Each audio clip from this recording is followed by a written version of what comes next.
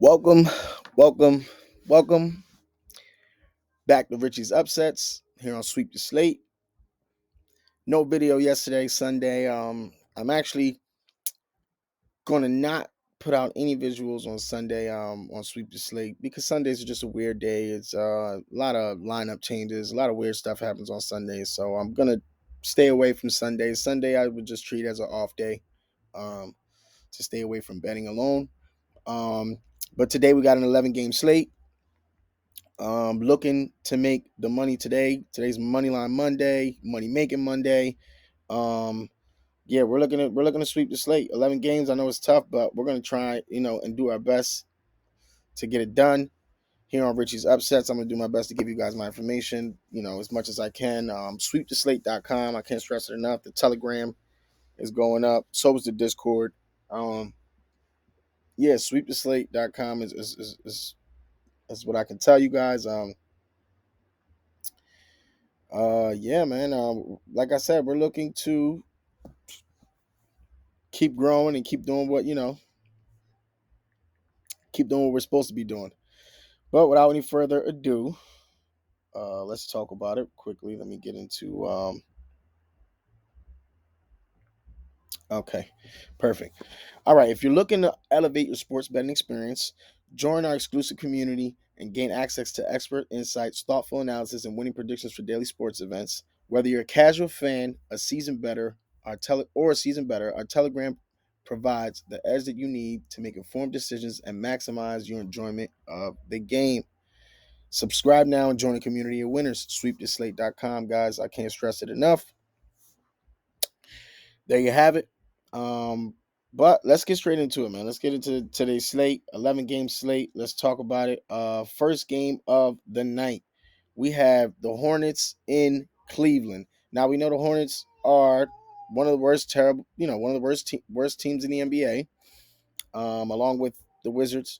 Um, Hornets. Let's see who they have suiting up. They had some injuries. They're obviously a team that's tanking. Mark Williams is out, Seth is out, Cody Martin, LaMelo's been out for the season. Miles Bridges is pretty much the only thing they have to look forward to. Cleveland's got Dean Wade out, Max Strus out, Donovan's still out with that nose fracture. And Ty Jerome is out. But um, Cleveland did just lose, so they are on a back to back. But I see this as a bounce back game. Cleveland, I think they should comfortably win today. Obviously, I'm staying away from double digit spreads, but you can work your way down. But it was always Cleveland money line for me, so I'm going to go ahead and take the Cavs money line. Next game, we got Boston and the Hawks. Now we know that Drew Holiday is out with a shoulder injury, and they say Derek White's game time decision, but he will most likely play. Jalen Johnson's out for the Hawks. Trey Young's out. We know that. AJ Griffin's out. Sadiq Bey's out for the season with a knee injury. Um, I'm not gonna lie to you. Uh, Boston's first in the East, man. 57 and 14. Some days we feel like Boston's gonna let up and maybe let a team win. They haven't. They just been winning games, beating the crap out of teams lately.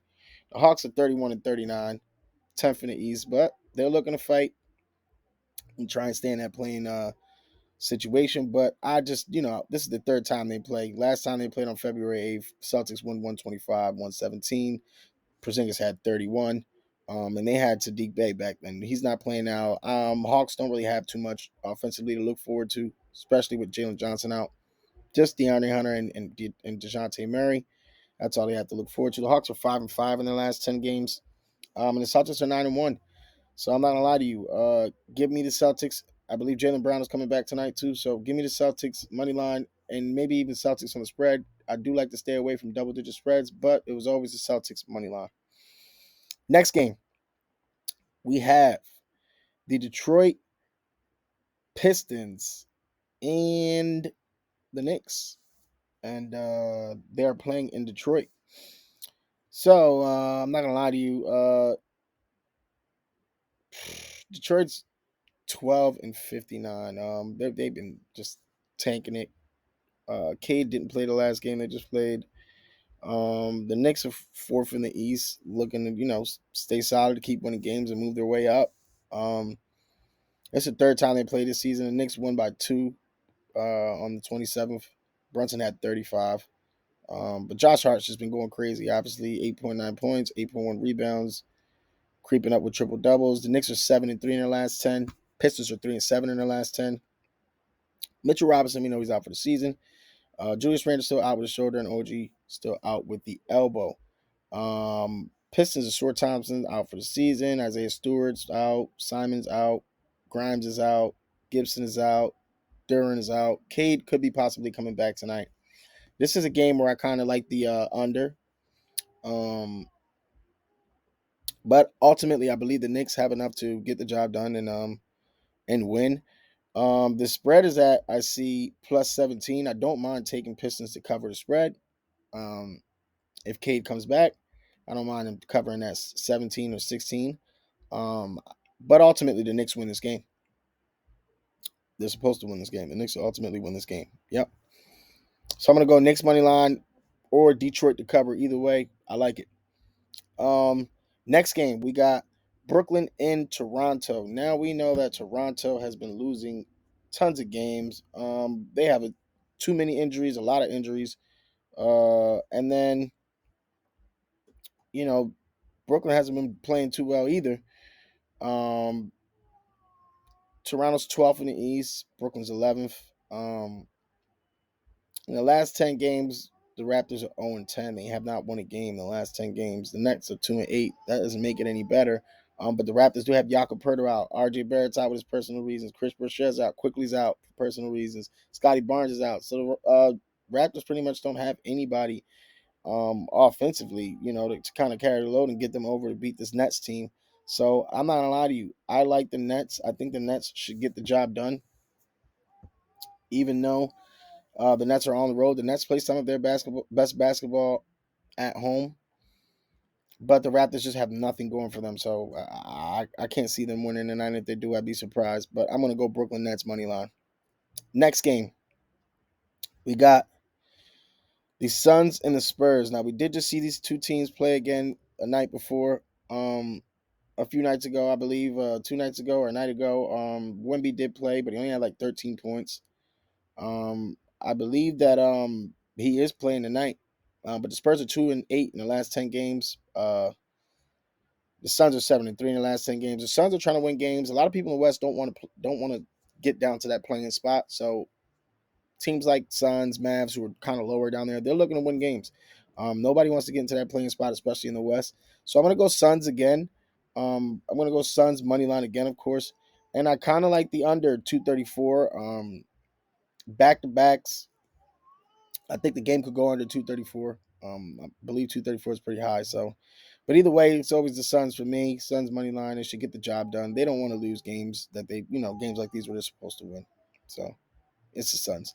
Next game, I got Washington in Chicago. This game for me feels like a coin toss game. Obviously, the Bulls are supposed to win. The Bulls have been playing very well as of lately, but the Kings did just beat um, Sacramento, and then they upset it. I'm sorry, the Wizards did just beat Sacramento, and then they upset someone else, I believe. Uh, so they're on a 2-game winning streak, which is crazy because they've been losing every game. Shaman's out. We know that. Kuzma's out. Tyus Jones is out, and Bilal Kalal, whatever his name, is out. Um, and then for the Bulls, we have game time decision for Kobe White. Caruso's game time decision as well.